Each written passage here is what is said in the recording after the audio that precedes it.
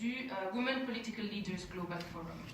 Madame Kassem a été candidate au Parlement libanais et elle est également à l'heure actuelle présidente et fondatrice de l'organisation qui s'appelle les Mères du Liban, Mothers from Lebanon.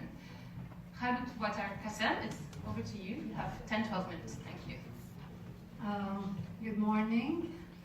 First of all, I'd like to thank you, Honorable Danielle Zatou, for inviting me here to have our voice heard at the European Parliament. I would like first to compliment on the speech of Madame Rivasi when she was speaking of putting the environment in direct conflict with all the problems that we are facing here. So you did mention solidarity 5 times. Solidarity, I think solidarity, it means that we are aware of the fact that we have to be together to start solving our problems. And that takes me to my subject that I'm going to talk about. It is awareness about violence against women. You know, so many people talk about violence against women, but then we find so many women in the world, they are not aware that their rights are being violated. So the way I'm going to talk about the subject, it's going to be, different perspectives. So I'm going to start from Adam and Eve, the beginning and the dawn of life. So, since the dawn of humanity, Eve was accused of causing Adam to be expelled from heaven. My God, thank you. All Eve's kind were considered over the course of history as less of human beings in their mind capacity, as some religious extremists would put it. Women were, since then, subject to all kinds of physical, cultural, and social violence. Then came the revelation from God to put the world in order through religions from Judaism to Christianity and later from the Muslim confession. What man did is tailoring these religions to suit his ego. Don't hate me, man. I'm just putting the course of history. So what man did is tailoring these religions to suit his ego and taste, thereby making religions as his legitimate sacred support to rule and to legalize his domination of a woman. Over the course of time, all of these stories accumulated and became part of the traditions and cultures of communities. However, it may vary in its harshness and intensity according to the major confessions of these communities. So I would like to stress on the fact that I am a sociologist, in fact, political sociologist. So I try to analyze what's going on. Why are we here now? What's happening to us? The West, our West, I'm from the Middle East, I'm from Lebanon. So the West was able to minimize man's domination basically after World War II, when they separated religion from their daily life and the rule of law prevailed. On the other hand, the situation in the East, especially in Muslim countries, did not much change. All these problems in the East were subject to the law of Sharia, especially in Muslim countries, as I said, and religion says the final word.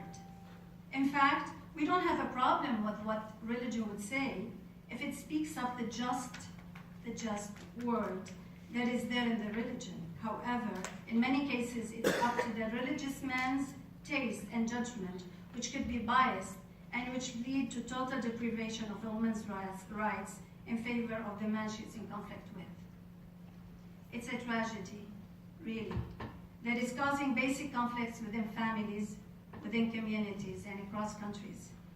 As mentioned before, the intensity of the issue varies, for it is less severe in countries where the civic rights are subject to the rule of law. Now we are in the 21st century. Life is developing with every split of a second. The mind has become developed and sophisticated to grasp all the enormous number of messages that it receives through multiple channels and media around it. However, despite all of these enlightenments, we still find problems with gender rights that are taking place everywhere in the world. The winning that has overcome all of these issues is Iceland, where humans are measured by their capability of their performance and not by their gender. On the other hand, in our part of the world, we still preserve the Stone Age laws. The country law still deprives women of her minimal rightful rights. The irony here is that our men politicians continuously claim support of women's rights, and when in practice they are fierce fighters for their own positions and gains that they have got through religious traditions and customs.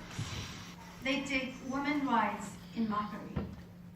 In many cases you find many religious men support the man who verbally and physically abuses women, where he may cheat on her, he may take away her children, and then he can be protected by the so-called power of his honor being violated by his will.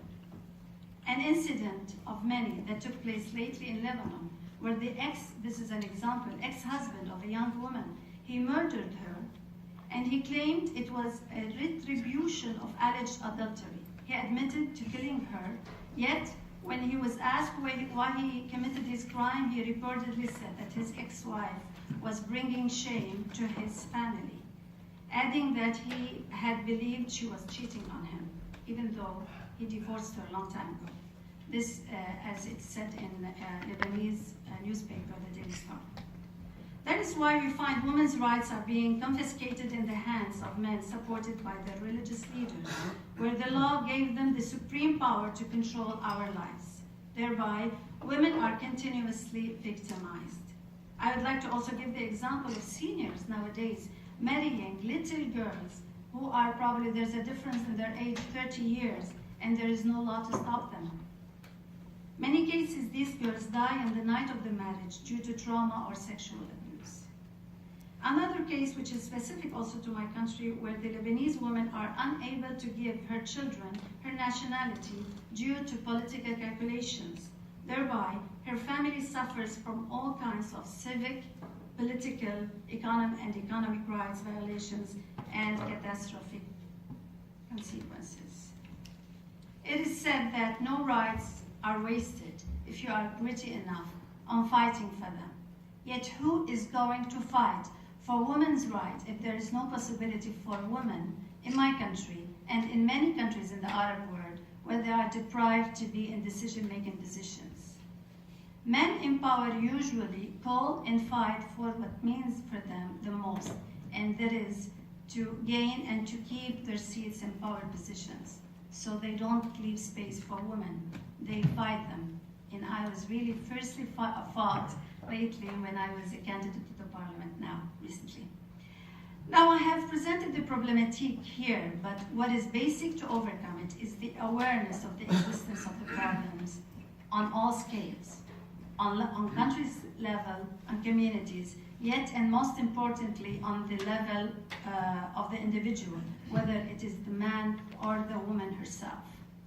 They have to be aware of the fact that they are facing a problem, and this problem could be the root to most of the problems that we have, always. If men and women don't question their roles and the reason behind their problems, they will never be able to solve them. There's an article for UN Women that says women who are unaware of their rights cannot claim them. Governments and organizations without access to standards, guidelines, and tools cannot adequately address these issues. Once evidence accumulates and awareness grows, the potential for stopping all forms of violence will always grow. Science has proven that women's tendency to be a peacemaker is more than that of men, who are more practical and materialistic in their nature of their minds. Therefore, if more women take charge of the world is more prone to go into universal peace. Thank you.